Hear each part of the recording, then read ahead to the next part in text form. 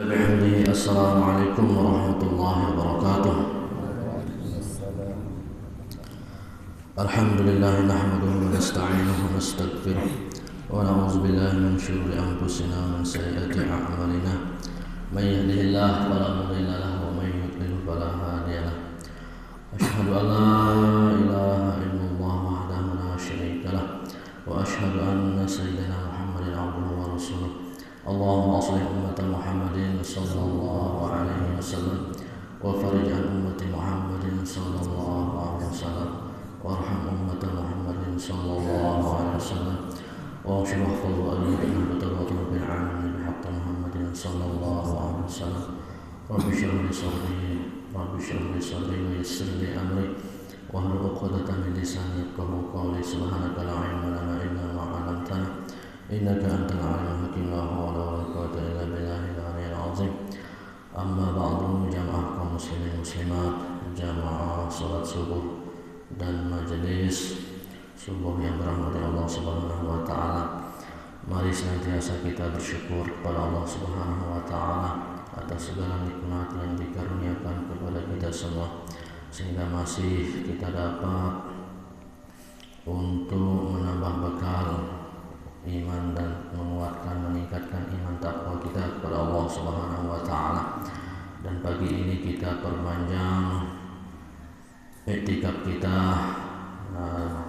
Jangan kita lupa berniat untuk iktikaf di masjid agar pahala kita lebih besar, tentunya semata-mata karena Allah Subhanahu wa taala.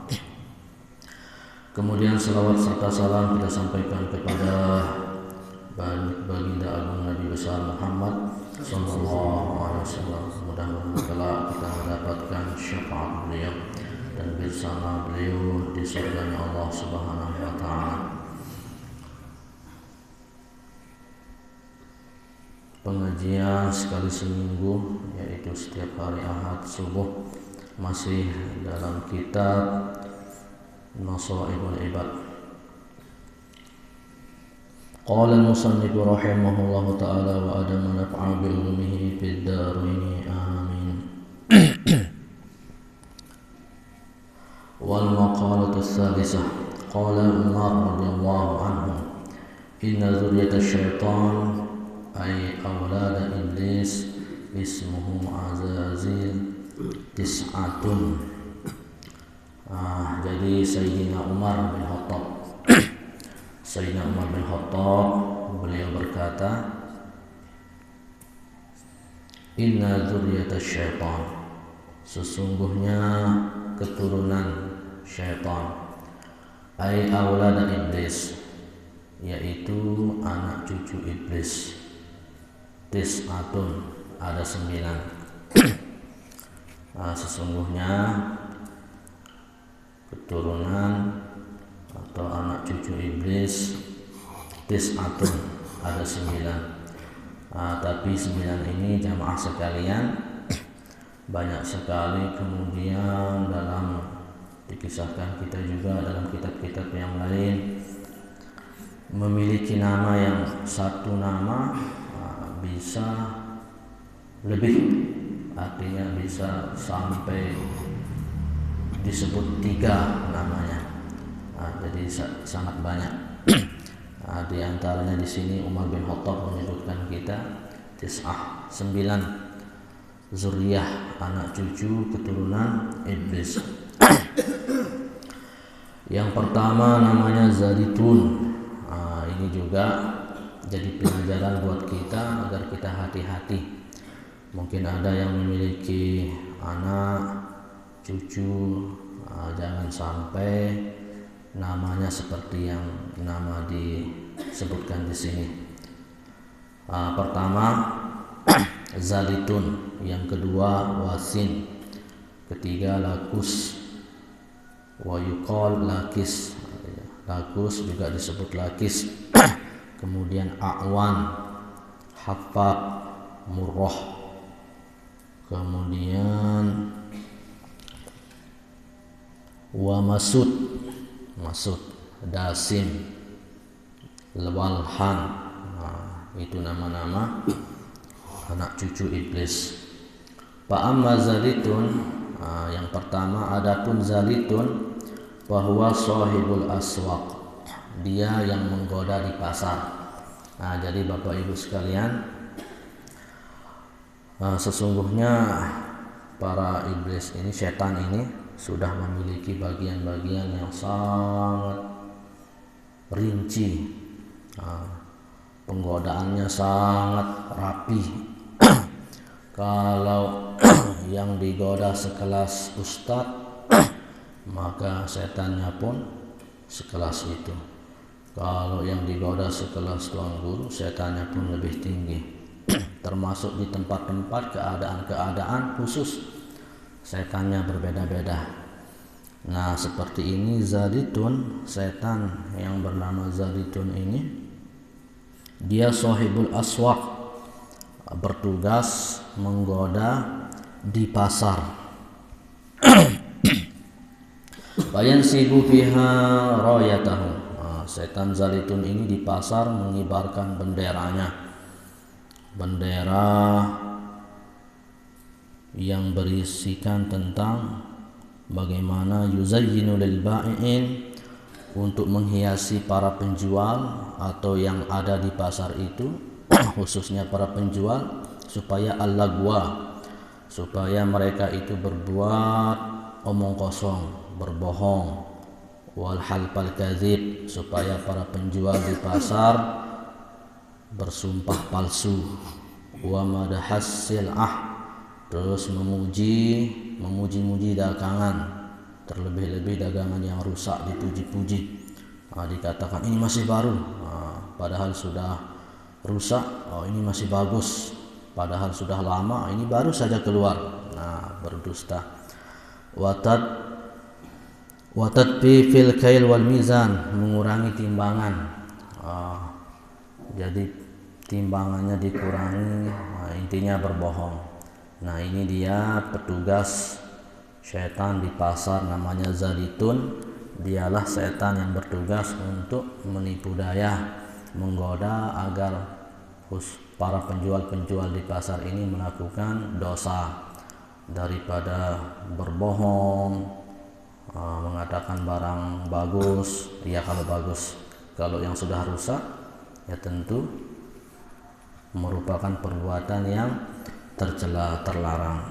Oleh sebab itulah jamaah sekalian, ketika kita masuk di pasar, baik kita berdagang ataupun kita pembeli, hendaklah kita ingat-ingat kepada Allah Subhanahu wa Ta'ala. Itu salah satu dan itulah cara kita untuk membentengi kita agar terhindar dari godaan setan yang di pasar. Sehingga dalam riwayat dalam kitab Al-Azkar, Imam Nawawi mencantumkan hadis doa kita masuk pasar, dan tentunya dengan kita mengingat Allah, apalagi membaca doa, ini juga akan menjauhkan kita dari godaan syaitan.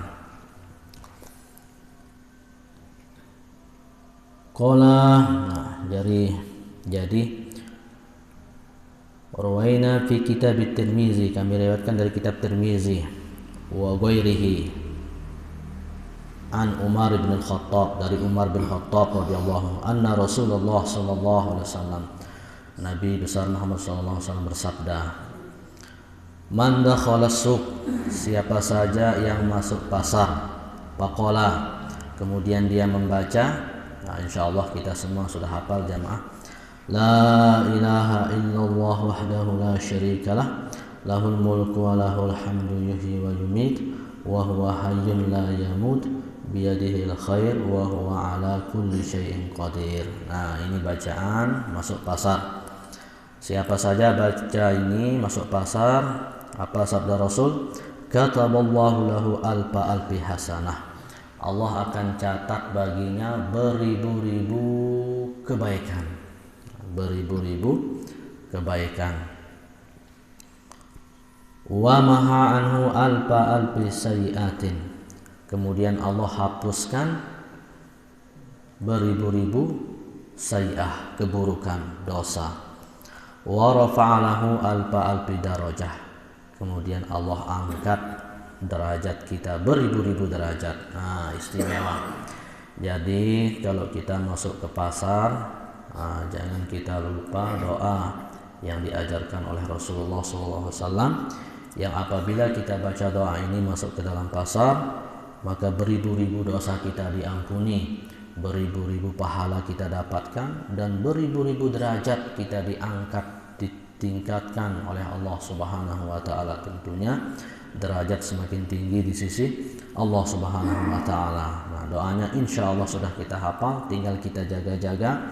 Begitu masuk pasar kita amalkan, yaitu la ilaha illallah wahdahu la syarikalah, lahul mulku wa lahul hamdu yuhyi wa yumit, wa huwa hayyun la yamutu biyadihil khair, wa huwa ala kulli syai'in qadir. Nah, ini juga sama ketika masuk kuburan.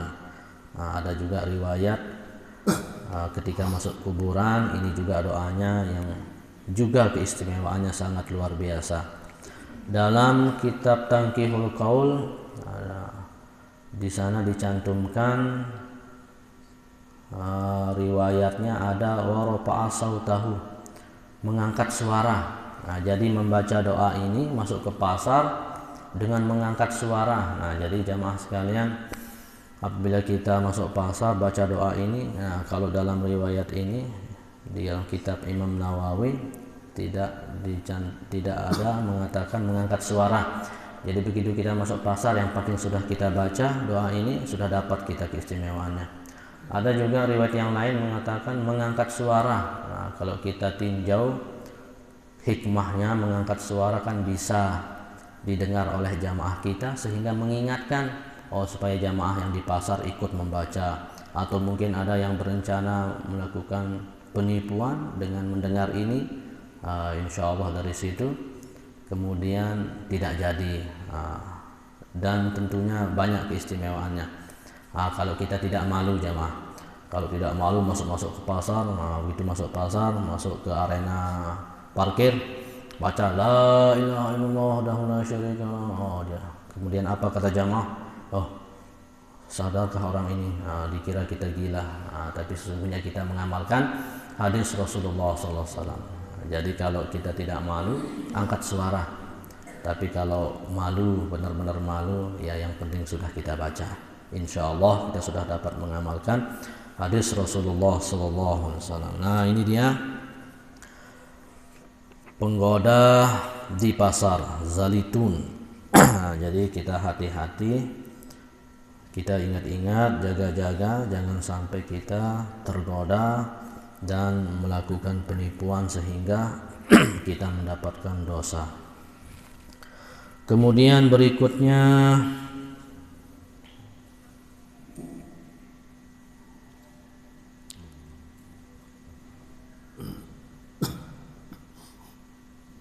wa amma wasin bahwa sahibul musibah. Yang kedua namanya wasin, setan yang kedua namanya wasin. Wasin ini sahibul musibat, dia yang menggoda orang-orang yang mendapatkan musibah. Bahwa yuzayyinus siyah wa latmal hudud wa nahwahu. Nah, setan wasin ini dia menggoda orang-orang yang mendapatkan musibah.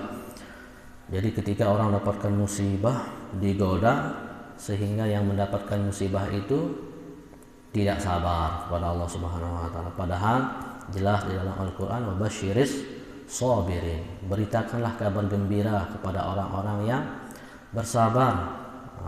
Apa isi kabar gembiranya? Yaitu surga. Alladzina idza asabathum musibah, apabila mereka mendapatkan musibah, mereka mengucapkan inna lillahi wa inna ilaihi raji'un. Nah, kemudian digodalah oleh wasin. Orang sakit digoda oleh wasin, orang rugi digoda oleh wasin, orang celaka digoda oleh wasin. Jadi intinya orang dapat musibah digoda oleh setan wasin, sehingga tidak reda terhadap apa pemberian dari Allah Subhanahu wa taala, tidak jadi sabar. Yang sebenarnya musibah itu, ujian itu untuk meningkatkan derajat kita. Jadi umpamanya seperti guru yang ada di sekolah.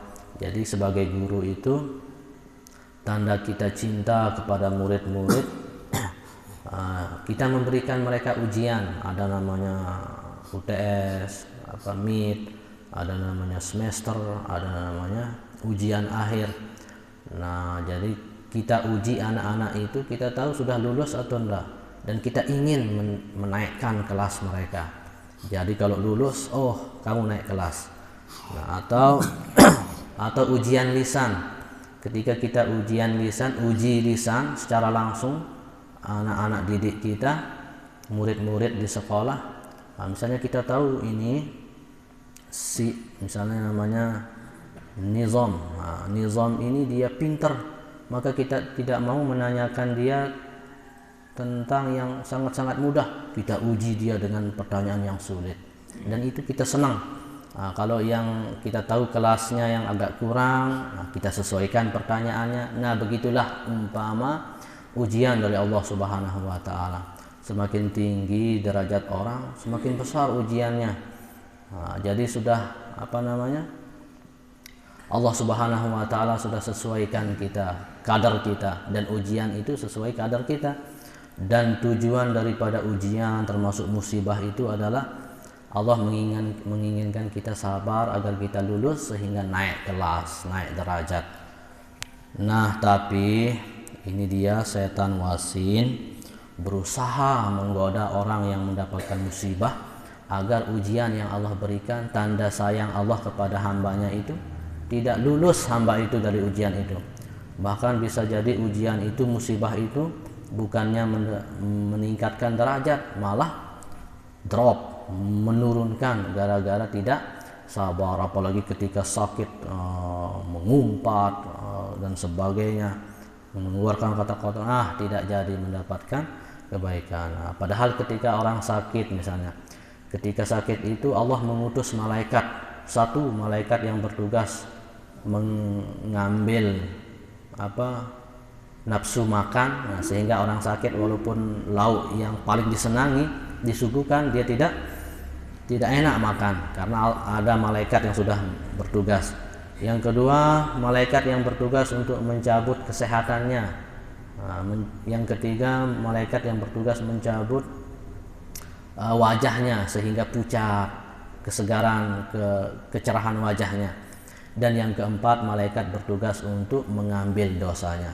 Ketika sudah datang waktunya untuk sehat, Allah kembalikan malaikat-malaikat ini dengan amanah, mengembalikan sehatnya, mengembalikan nafsu makannya, mengembalikan wajahnya yang cerah. Satu yang tidak Allah suruh kembalikan, dosanya sudah diambil, sudah dibersihkan. Nah, jadi orang yang sakit itu semata-mata Allah sayang dan dibersihkan dosa-dosanya. Tapi ini jangan lupa bersabar. Nah, ada setan wasin yang menggoda sehingga tidak reda, caci ini caci itu, mengumpat ketika sakit, tidak sabar, meninggalkan perintah Allah Subhanahu wa taala. Nah, sehingga yang sebenarnya sakit itu akan membersihkan kita, mengangkat derajat kepada Allah, tidak jadi dapat itu karena kita tidak sabar. Hati-hati, ada setan yang menjaga. Makanya ketika sakit ada doa yang kita diajarkan oleh Rasulullah, diantaranya la ilaha illa anta subhanaka inni kuntu minaz zalimin, paling kurang baca 40 kali. Kemudian surat Al-Ikhlas,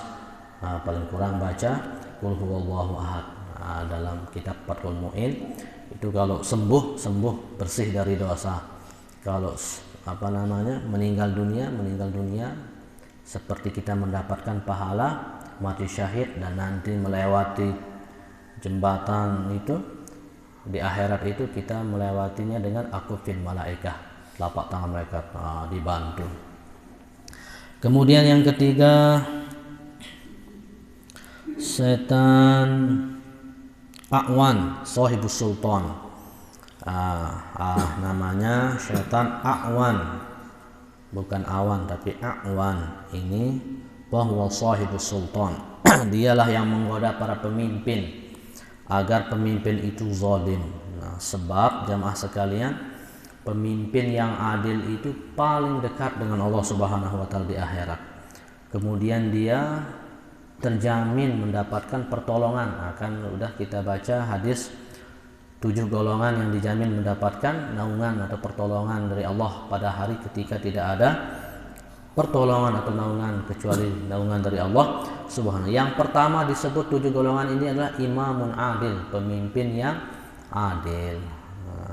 Jadi pemimpin yang adil dalam hadis Rasulullah SAW, apa katanya, inna ahabban nas ilallah, sesungguhnya manusia yang paling dicintai oleh Allah azza wa jalla yaumal qiyamah, pada hari kiamat, wa aqrabahum minhu, dan yang paling dekat dengan Allah derajatnya, kedudukannya, tempatnya, majlisan, imamun adil, pemimpin yang adil. Wa inna abghadun nas, dan sebaliknya manusia yang paling dibenci oleh Allah inallah yaumal qiyamah wa asyaddahu azaban, dan paling keras azabnya adalah imamun jair, pemimpin yang zalim.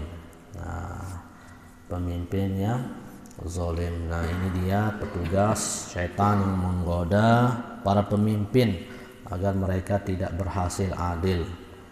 Karena adil sebagai pemimpin sungguh sangat istimewa. Bahkan salah satu yang tidak ditolak doanya oleh Allah Subhanahu wa taala adalah pemimpin yang adil. Kemudian yang keempat, haqaq, bahwa sahibus syarab. Yang ketiga, al-muskirat. Haqaq namanya, syaitan haqaq ini yang menggoda agar orang mengkonsumsi yang haram-haram, termasuk meminum minuman yang memabukkan, yang haram-haram. Ini dia haqaq. Kemudian yang kelima, murrah. Murrah ini sahibul mazamir, setan yang menggoda di bidang musik, termasuk seruling. Seruling, jadi setan yang di bidang musik ada khusus namanya murrah. Kenapa? Sehingga di musik itu kan macam-macam. Ketika musiknya kemudian berbau musik ini dalam Ahlus Sunnah wal Jamaah dibagi dua. Ada yang memang dilarang, ada yang tidak masalah, tidak apa-apa, boleh, bahkan bisa mendatangkan pahala. Musik yang terlarang yaitu yang akan mendatangkan maksiat. Misalnya dengan musik itu kita lalai beribadah kepada Allah, dengan musik itu kita lewat sholat kelewatan, atau dengan musik itu mengundang orang untuk berbondong-bondong meninggalkan ibadah, atau dengan musik itu mengundang syahwat. Atau lagu, bisa kan lagu yang isi lagunya tentang tentang itu zina, tentang yang mengundang syahwat. Jelas itu haram. Tapi ada musik yang memang dengan wasilah itu orang bisa ingat kepada agama, orang